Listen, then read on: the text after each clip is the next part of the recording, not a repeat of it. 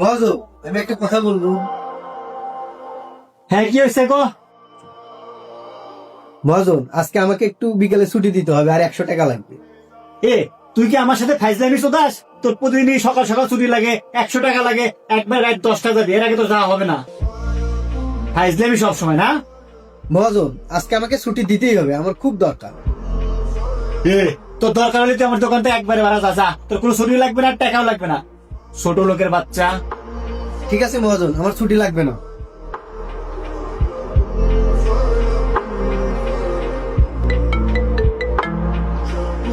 Hello.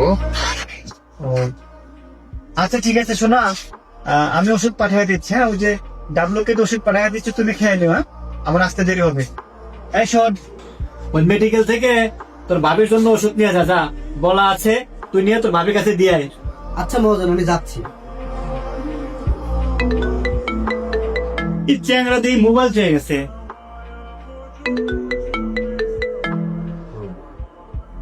Hello, আসসালামু আলাইকুম। বাবা, তুই কখন আসবি? তোর মায়ের জন্য ওষুধ আনতে হবে।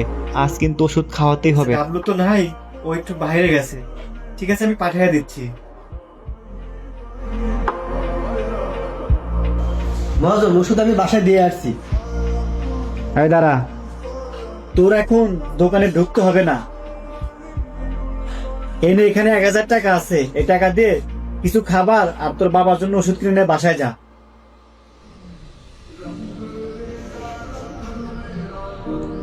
ঠিক আছে মহাজন, অনেক ধন্যবাদ।